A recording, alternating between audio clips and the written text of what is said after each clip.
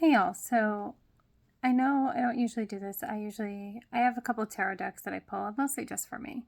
Because it's just for me to figure out some stuff, gain guidance.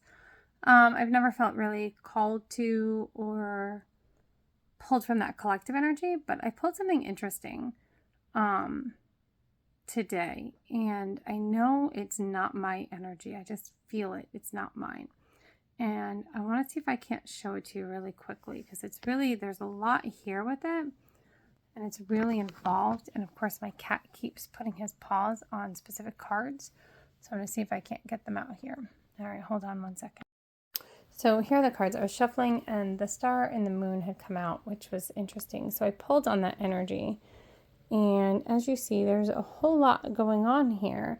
I usually also pull cards for the top of the deck, and when I split it, I pull some from the bottom of the top half, and then on this side, these were the top of the bottom half, and these two cards were on the very bottom.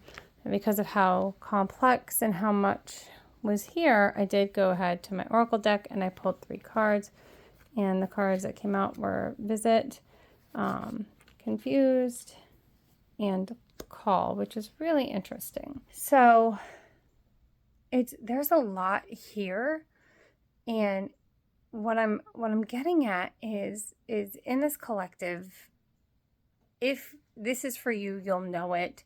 If it found you, it's probably for you, but it feels like there's some confusion. The moon card is usually that kind of confusion, that murkiness, that we're not sure what's going on. But interestingly, tonight is the new moon in Libra.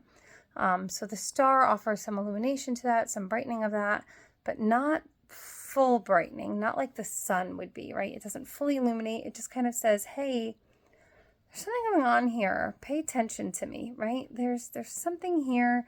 It's like it's going to be coming, but like we're sensing it, but maybe it's not fully out there. So as we're diving into this, of course, the Three of Pentacles is talking about like that teamwork, that collaboration, and then, Knight of Cups is that bringing in information, especially pertaining to more of the feelings. But then we're diving into some of these reverse energies. So this is where, like, normally the Three of Wands would be we're looking out for something better, but when it's reversed, it's like we're unable to do that. We're unable to see what's past right here. So yeah, we want to work together. We want to have this great, fantastic, productive teamwork, but we can't, right? And now we're getting into feelings of frustration. So then the Chariot, which is usually a movement card, is sideways. So it's like it wants to move, but because we can't see what's going on, that movement is blocked, if that makes sense. And instead, for row 1, for that first part of it, we're hitting this, like, you see how he's like battling this Seven of Wands. He's like fighting these people down. So instead of working together in the Three of Pentacles energy, we have this kind of energy, this like fighting, this rather than growing together, we're going to battle it out. And I mean, I really honestly get the sense this is more something career-wise or in a personal life. So I don't feel like this is romantic. I really do get the sense this is more in a career capacity. And then, of course, the Wheel of Fortune card coming out in reverse signals that something may be coming, but it's blocked. Like our future isn't moving. Sorry, my cat just laid on my cards. We have to wait for that to turn so we can finish that cycle and move on. But we are going to need some temperance, right? So the temperance card comes out. We need to really figure out a way to temper these conflicting kind of emotions and bring them back down. But then we're hitting this four of cups energy where you can see he's disappointed. He doesn't see the blessing or the gift that's right ahead of him because he's so disappointed with, I guess, what's really what he's not seeing or what he's not receiving. It's almost like, have you ever seen somebody that like they have so much but they're really not happy because it's not exactly what they wanted, or it's not the way they wanted it, so they're not happy even though they're still getting everything they need or they want? It's that kind of energy. And then of course with Justice coming through, we have somebody coming in saying, hey, especially in that Libra energy tonight, which is funny, but we have this kind of like a hey, pause, we're gonna go back through this, we're gonna look through this, and we're gonna find a way to balance everything, right? So with the Temperance, with this kind of disappointment, then we have this Justice, this rebalancing, this recalibrating energy. And what's interesting is right next to us, we have this Eight of Wands, which is a very fast moving card. And then underneath that was the Knight of Pentacles, which is more slow moving. It's more purposeful. It's more driven.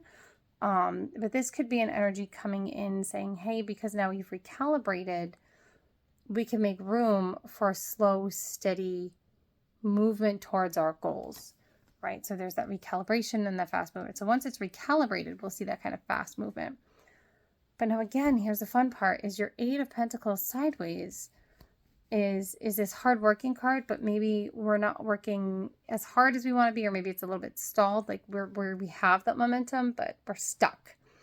And this could be coming back to kind of this energy from before, right? But what that means is, as you'll see, is this Hanged Man, which means we're really stuck in this. We're suspended in this time. We're stuck here. We're not sure what we're doing. Which leaves us into our Four of Swords energy, which is that rest, right? We're stuck. We have to rest. We have to stop.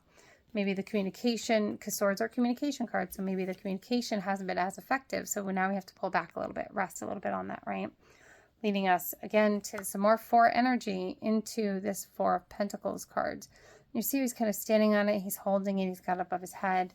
Like he's kind of holding tight into where he's at right now. It's not moving. It's just holding tight. But that comes from kind of that Knight of Pentacles energy from before. Like he's holding steady. He's holding on. Nothing's really moving necessarily.